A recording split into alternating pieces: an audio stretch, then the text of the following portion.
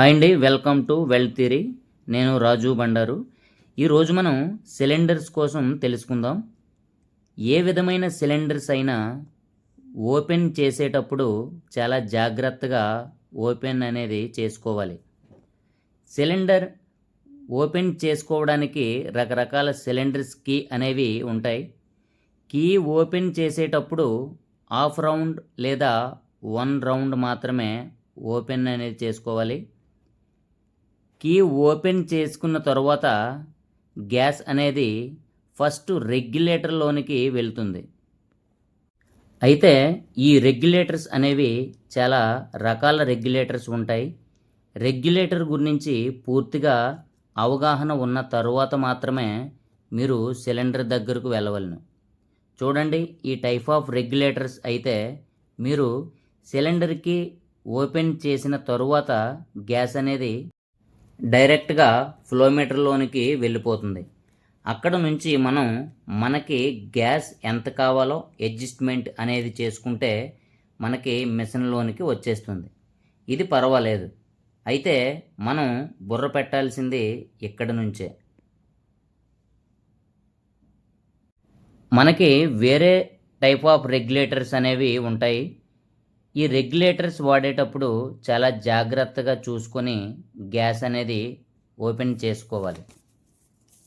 ఈ రెగ్యులేటర్స్ ఉన్నప్పుడు సిలిండర్కి ఓపెన్ చేసే ముందు రెగ్యులేటర్ పైన ఒక రాడ్ లాగా ఉంది కదా, అది ఓపెన్ చేసిన తరువాత మాత్రమే మీరు సిలిండర్ కీ అనేది ఓపెన్ చేయాలి.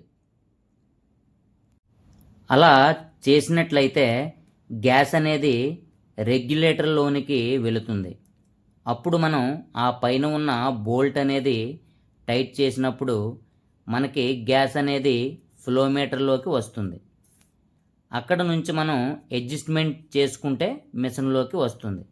ఇంతవరకు బాగానే ఉంది.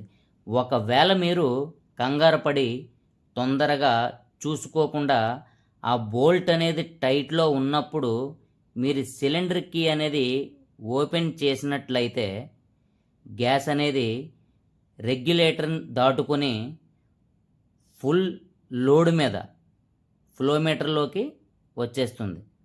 ఫ్లోమీటర్ అనేది పగిలిపోతుంది. అందువలన సిలిండర్ కీ ఓపెన్ చేసే ముందు కొంచెం జాగ్రత్తగా చూసుకొని ఓపెన్ అనేది చేసుకోవాలి. టిగ్ వెల్డింగ్ అయినా, మిగ్ వెల్డింగ్ అయినా, గ్యాస్తో పనిచేసే ఏ వెల్డింగ్ అయినా మనం ఫ్లోమీటర్లో గ్యాస్ అనేది ఎంత పెట్టుకోవాలనేది మనం చేసే జాబు పైన ఆధారపడి ఉంటుంది. మనం ఏ జాబు చేస్తున్నాము, ఎంత థిక్నెస్ ప్లేట్ వెల్డింగ్ చేస్తున్నాము, థిక్నెస్ని పెట్టి మనం కరెంట్ అనేది వాడుతాం.